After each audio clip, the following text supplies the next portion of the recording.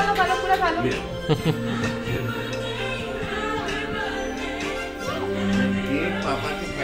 आपकी चॉकलेट बनवा लिए हो क्या?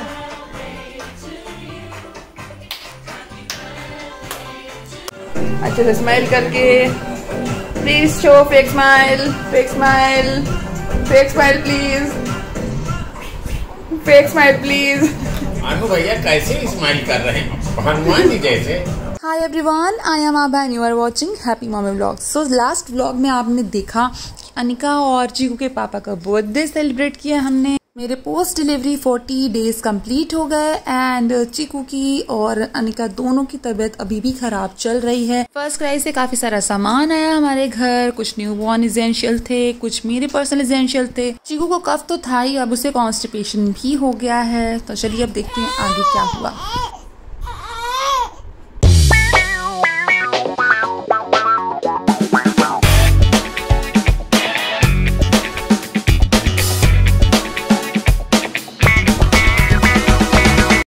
कुछ नहीं हुआ, कुछ नहीं हुआ, कुछ नहीं हुआ बेबी को मेरे, कुछ नहीं, ठीक हो जाएगा मेरा बेबी, बिल्कुल ठीक हो जाएगा।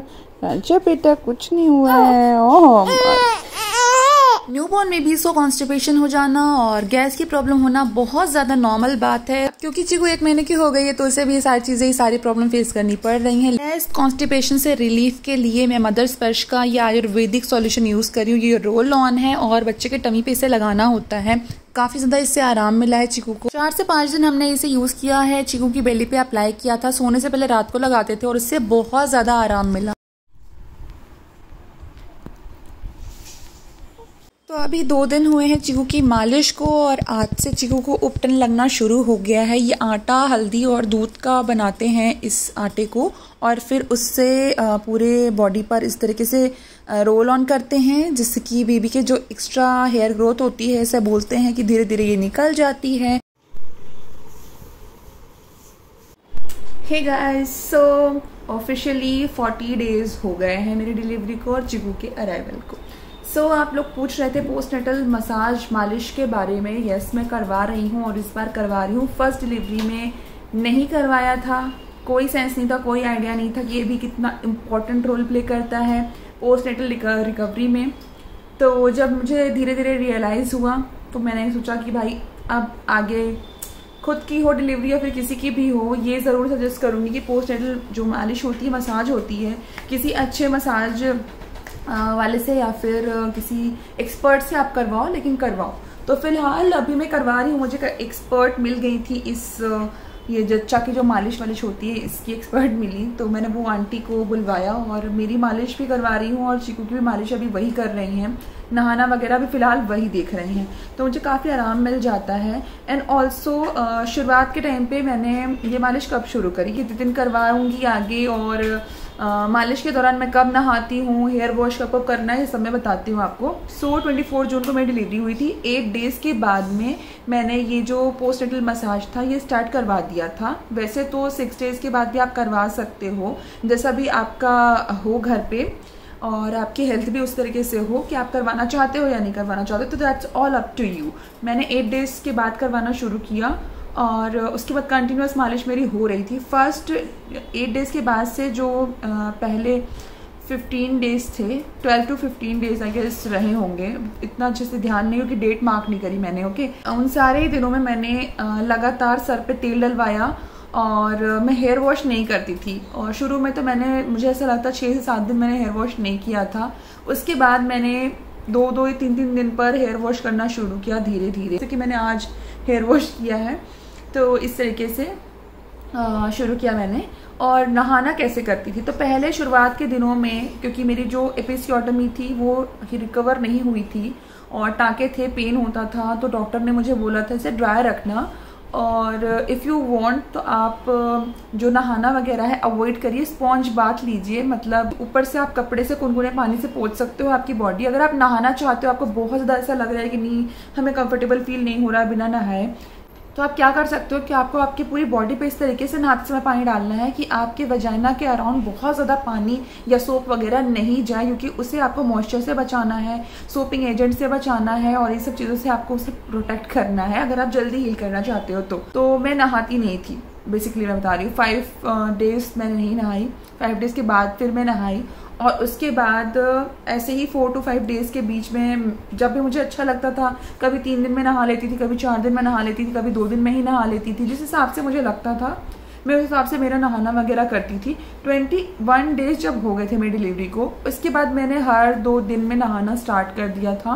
और अभी जब 30 डेज हो गए, मुझे ऑयलिंग हो रही है सर पे प्रॉपर, तो मैं दूसरे या फिर तीसरे दिन हेयर वॉश कर लेती हूँ। लेकिन मैंने फ्रिक्वेंटली नहाना शुरू कर दिया है, मैं डेली नहा रही हूँ। मेरी एपिसियोटमी हुई थी, वो ठीक हो चुकी है, स्टिचेस हील हो चुके हैं, पूरी तरीके से निकल गए हैं और मुझे अब कोई तकलीफ नहीं है वहाँ पर, सिर्फ हल्की सी स्वेलिंग है, वो भी बहुत जल्दी ठीक हो जाएगी।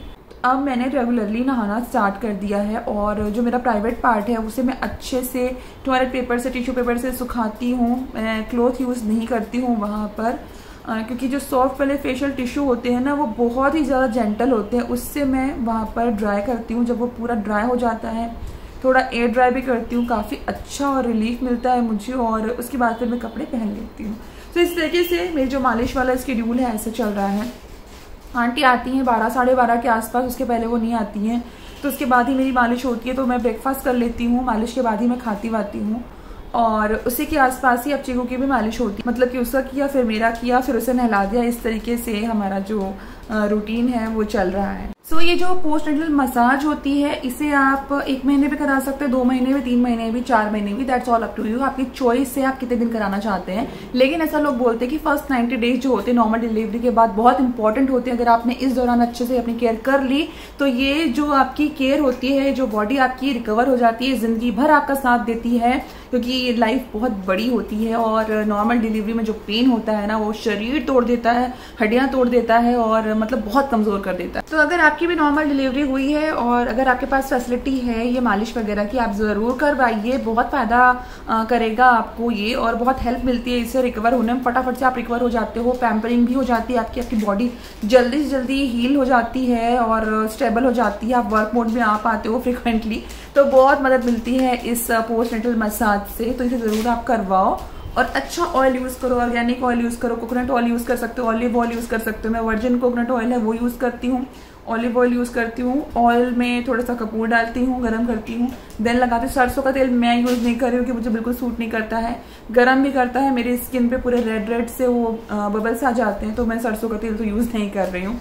बट अगर आपके यहाँ पर ऐसा कुछ मान्यता है कि नहीं सरसों के तेल से ही मालिश होनी है और आपको सूट कर रहा है, तो आप जरूर यूज करें, अच्छा होता है। शुरू के दिनों में अगर आप सरसों के तेल से मालिश करवाते हो, तो ऐसा बोलते हैं हमारे घर के बड़े लोग कि अच्छा होता है, तो जरूर करवाओ। तो मैं ये मसाज करवाऊंगी। अभी मुझे 1 महीना हो चुका है पूरा, तो 2 महीने और ये मेरी मालिश चलने वाली है, उसके बाद मैं बंद कर दूंगी, ऐसा सोच रही हूँ। अदरवाइज मैं वीक में 1 दिन करवाऊंगी। अगर मुझे बहुत टायर्ड फील होता है तो कुछ दिन तक करवाऊंगी।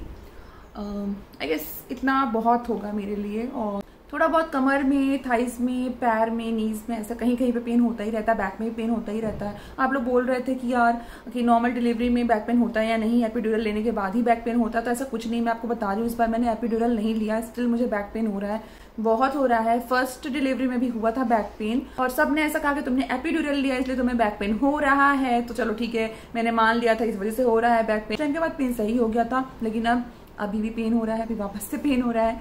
सो ये होता ही है नॉर्मल डिलीवरी में, बिल्कुल परेशान नहीं होइए, धीरे धीरे ये पेन सही हो जाता है। अच्छा खान पान रखिए आपका, सप्लीमेंट्स वगैरह टाइम से लीजिए, और दूध वगैरह पीते रहिए, लिक्विड डाइट अच्छी रखिए अपनी, आप इन शॉर्ट अपनी डाइट अच्छी रखिए।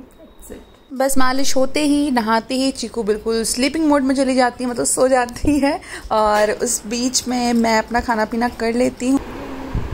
चीकू चलो बेटा, चलेंगे डॉक्टर के पास जाएंगे, है ना? तुमको नहीं दिखा दे, किसी और को दिखा दे। अच्छा, इसका स्वेडल ठीक करना पड़ेगा, स्वेडल खोल लिया इसने।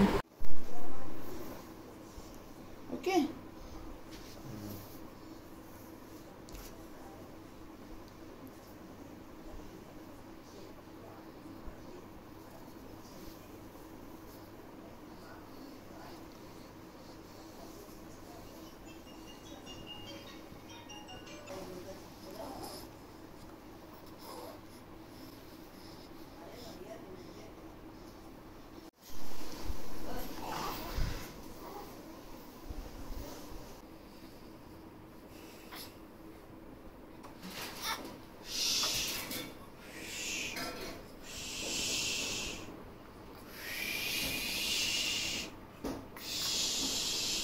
तो कल हम गए थे डॉक्टर के पास, यहाँ पास में एक पीडियाट्रिशियन है, उनसे मिलने के लिए गए क्योंकि कफ बहुत हो रहा था चीकू को। बट उन्होंने वही बोला जो हमें पहले ही पता था कि इस एज में कफ और कोल्ड होना बहुत नॉर्मल सी बात होती है। इसके लिए वो कोई सेपरेट मेडिसिन नहीं देंगे और किसी भी तरह की चोकिंग वगैरह नहीं है, तो नेबुलाइजर देने का भी कोई सेंस नहीं है। नॉर्मल तरीके से ट्रीट किया जा सकता है। अदरवाइज बेबी का ये जो सिंपल सा कोल्ड एंड कफ होता है ये 3 to 4 डेज में अपने आप ठीक हो जाता है। बस इन 3 से 4 दिनों में हमें ये मॉनिटर करना है कि चीकू अच्छे से यूरिन पास करे और स्टूल पास करे।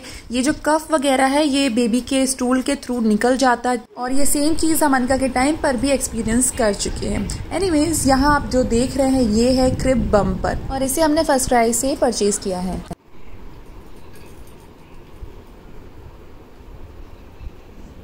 चीकू, हाय चीकू, आज आपका वैक्सीनेशन डे है बेबी। पहनने वाली है ये वाला ड्रेस, ये वाला बॉटम वेयर और जिसके साथ में ये कैप है टर्बन वाली, ये पहना रहे हैं। तो आज ये पहन के जाएंगी चीकू डॉक्टर के पास। और ये चीकू की दीदी भी है यहाँ, इसको तो आज इंजेक्शन लगेगा। मैं नहीं जाऊंगा। हाँ, नहीं जाना पड़ेगा। नहीं, किसको बहुत ज्यादा खांसी आ रही है और कौन स्कूल नहीं जा रहा है, कौन नहीं जाना पड़ेगा। अकेले सब चीज मैनेज करना मेरे लिए तो पॉसिबल नहीं था, तो मेरे वजह से ही लेट हुआ है। आपके सीट के बैक साइड पे